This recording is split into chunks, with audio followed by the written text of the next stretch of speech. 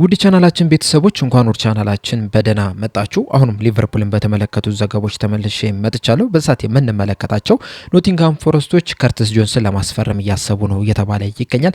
እንደዚሁም የቀድሞ የሊቨርፑል ተጫዋች ሮቢ ፎለር የአንዳሚንዴ ወደ ሊቨርፑል የማይመጣ ከሆነ ሊቨርፑሎች አንድ ተጫዋችን መመልከት አለባቸው እያለን ይገኛል። ይህንን በቆይታችን የምንመለከት ይሆናል። ፒኤስጂዎችም አካሎችን ለማስፈረም በሚደረገው ፉክክር ላይ ቀዳሚ እንደሆኑም እየተዘገበ ይገኛል። እንደዚሁም የዓለም ዋንጫውንም የምንመለከት ይሆናል። እስከ መጨረሻው ደቂቃ ድረስ አብራችሁ ቆይታችሁም እንድትከታተሉት ያላችሁን ሀሳብ አስተያየትም ኮሜንት ሴክሽን ላይ በጻፍ እንድታሳውቁኝ ሰብስክራይብ፣ ላይክ፣ ሼር እያደረጋችሁም የቻናሉ ቤተሰብ እንድትሆኑ በአክብሮት እጠይቃለሁ። አሁን በቀጥታ ወደ ዘገቦቹ ማመራ ይሆናል። አብራችሁን ቆዩ።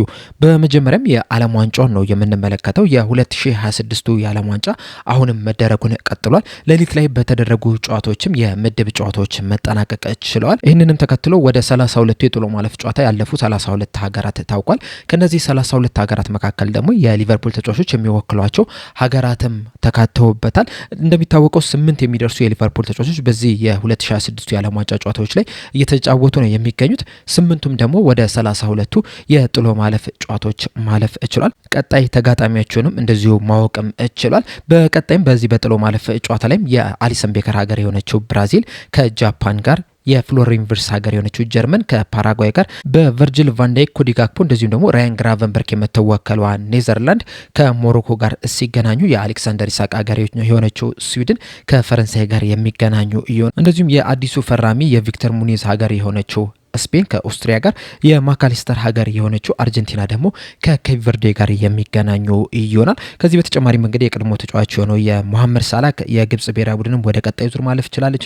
እንደዚሁም ደግሞ ሊቨርፑሎችን በቅርበት እየተከታተሉት የሚገኙት የአንዳሚንዴ ሀገር የሆነችው አይቨሪ ኮስት ከኖርዌይ ጋር፣ እንደዚሁም ደግሞ የሳዲዮ ማኒ ሀገር የሆነችው ሴኔጋል ከቤልጅየም ጋር የሚገናኙ ይሆናል። በዚህ የዓለም ዋንጫ ላይ የየትኛው ሀገር ደጋፊ ናችሁ? እንደዚሁስ ከነዚህ 8 የሚደርሱ የሊቨርፑል ተጫዋቾች መካከል ወደ 16ቱ የጥሎ ማለፍ ጨዋታ ማን የሚያልፍ ይመስላችኋል? ሀሳብ አስተያየታችሁን እንዳለ ኮሜንት ሴክሽን ላይ በመጻፍ አሳውቁኝ።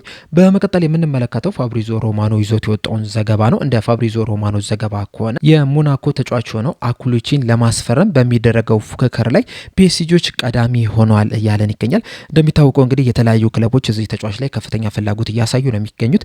ከነዚህ ክለቦች መካከል ደግሞ አንደኞቹ ሊቨርፑሎች ናቸው። ከዚህ ቀደምም ይህንን ተጫዋች ለመመልከትም የተለያዩ መልማዮቻቸውንም ሲልኩ ነበረ፣ በቅርበትም ሲከታተሉት የነበረ ተጫዋች ነው። አሁንም እንግዲህ ተጫዋቹ አድናቂ እንደሆኑ በቅርበትም እየተከታተሉት እንደሆነ ነው እየተዘገበ የሚገኘው። ነገር ግን በዚህ ተጫዋች ለማስፈረም በሚደረገው ፉክክር ላይ ግን ፒኤስጂዎች ቀዳሚ ስፍራውን ይዟል እየተባለ ይገኛል። በተጨማሪም ፋብሪዞ ሮማኖ ይዞት በወጣው ዘገባ መሰረት ፒኤስጂዎች ይህንን ተጫዋች ለማስፈረም የሚደረገው ፉክክር ላይ ቀዳሚ የሆኑት 2 የፕሪሚየር ሊግ ክለቦችን ቀድመው ነው እያለን ይገኛል። በእርግጥ እነዚህ 2 ክለቦች እነማን ናቸው የሚለውን በግልጽ አልተናገረም። ነገር ግን ተጨማሪ 2 የፕሪሚየር ሊግ ክለቦች እዚህ ተጫዋች ላይ ፍላጎት እንዳላቸው እየተናገረ ነው የሚገኘው። ይሄ ተጫዋች ግን ወደ ፒኤስጂ ቢያመራ ለሊቨርፑል ምንድን ነው የሚሰጠው ጥቅም የሚለውን ግን መመልከት ያለብን ይመስለኛል። ምክንያቱም ይህ ተጫዋች እንግዲህ በዋነኝነት የሚጫወተው በቀኝ ክንፍ አጥቂ ስፍራ ቦታ ላይ ነው። ሊቨርፑሎችም እንግዲህ ለሞሐመድ ሳላህ ተተኪ በሚያፈላልጉበት ሰዓት ከተመለከቷቸው ተጫዋቾች መካከል አንደኛው አኩላቺ ነውና ፒኤስጂዎች ይህንን ተጫዋች የሚያስፈርሙት ከሆነ የአንዳሚንዴ ላይ ያላቸውን ፍላጎት ሙሉ ለሙሉ ሊተውት ይችላሉ ነው እየተባለ የሚገኘው። በእርግጥ ከዚህ ቀደም በወጡት መረጃዎች መሰረት በተለይ ከፈረንሳይ በወጡት መረጃዎች መሰረት ፒኤስጂዎች ለአንዳሚንዴ ላይ ያላቸውን ፍላጎት ትተዋል እየተባለ ይገኝ ነበረ። ምናልባትም ደግሞ አኩላችን የሚያስፈርሙት ከሆነ ደግሞ በእርግጠኝነት የአንዳሚንዴ ላያስፈርሙት ይችላሉ። ያ ደግሞ ለሊቨርፑል ከፍተኛ ጥቅም ይሰጣቸዋል። ምክንያቱም አርቢ ሊፕዚንጎች በዚህ ሰዓት ላይ እንግዲህ ይህንን ተጫዋች መሸጥ ያልፈለጉት ምናልባት ፒኤስጂዎች ይህንን ተጫዋች ለማስፈረም ብቅ የሚሉ ከሆነ በሊቨርፑልና በፒኤስጂ መካከል በሚኖረው ፉክክር ምክንያት አርቢ ሊፕዚንጎች ከፍተኛ ገንዘብ እናገኛለን ብለው ስላሰቡ ነውና ፒኤስጂዎች አኩላችን የሚያስፈርሙት ከሆነ የአንዳሚንዴ ላይ ያላቸውን ፍላጎት ሊተውት ይችላሉ። የዛኔ ደግሞ የአንዳሚንዴን ለማስፈረም ከፍተኛ ፍላጎት የሚኖራቸው እንቅስቃሴ የሚያደርጉት ሊቨርፑሎች ብቻ ይሆናሉ። በዛ ምክንያትም አርቢ ሌፕዚንጎች ከሚፈልጉት ሂሳብ ቀነስ አድርገው ሊሸጡት የሚችሉበትም እድል አለና ይህንን የዝውውር ሂደትም በትኩረት መመልከት ይኖርብናል። በመቀጠልም የቀድሞ የሊቨርፑል ተጫዋች እንደዚሁም ሌጀንድ የሆነው ሮቢ ፎለር የሰጠውን አስተያየት ነው የምንመለከተው።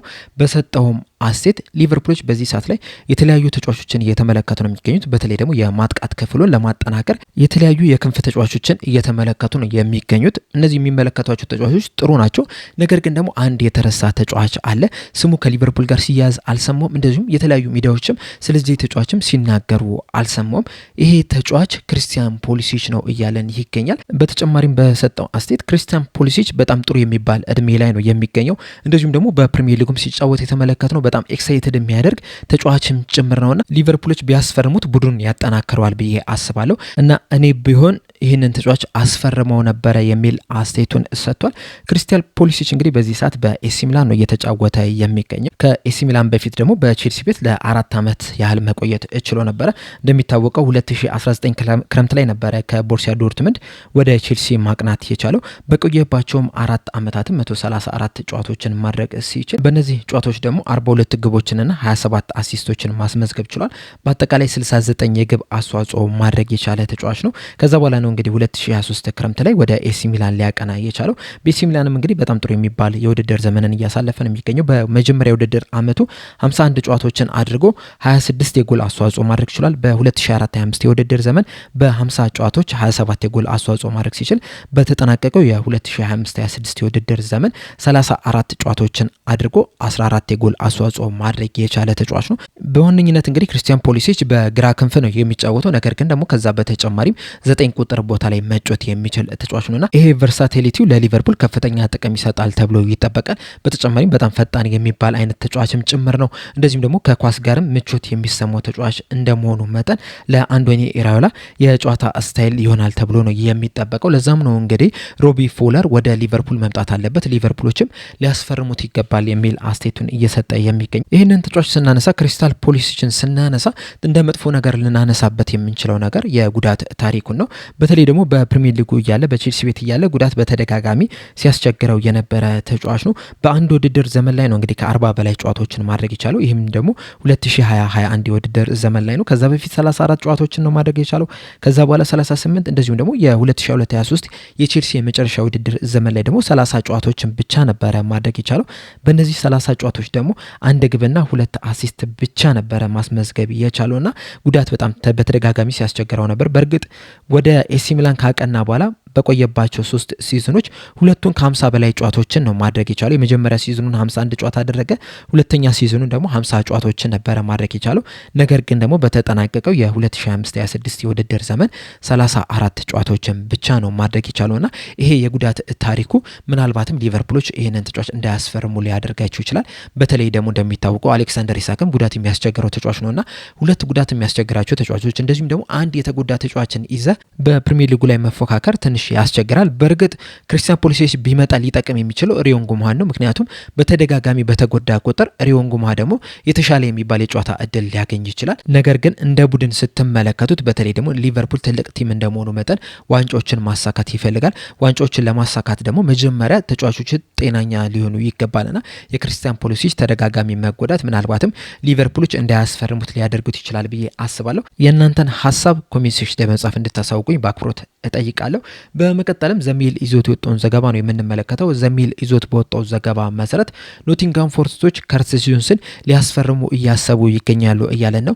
እንደሚታወቀው ከጥቂት ቀናቶች በፊት ኖቲንጋም ፎረስቶች ኤሌት አንደርሰንን ለማንቸስተር ሲቲ ሪከርድ በሆነ ሂሳብ በ116 ሚሊዮን ፓውንድ መሸጣቸው አይዘነጋምና የእሱን ምትክ ለማምጣት እንግዲህ የተለያዩ ተጫዋቾችን እየተመለከቱ ነው የሚገኙት።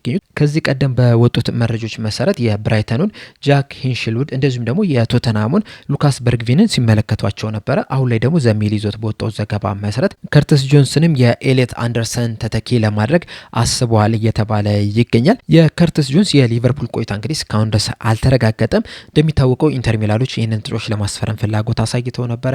እንደዚሁም ደግሞ ጁቬንቱሶችም እዚህ ተጫዋች ላይ ፍላጎት እንዳላቸው ሲዘገብ ነበር። ከዛ በተጨማሪም አስቶን ቪላዎችም ይህንን ተጫዋች በቅርበት እየተከታተሉት እንደሆነ የተለያዩ ዘገቦች ሲናገሩ ነበር። አሁን ደግሞ ኖቲንጋም ፎረስቶች ይህንን ተጫዋች ለማስፈረም ፍላጎት እንዳላ እንዳላቸው ነው እየተነገረ የሚገኘው።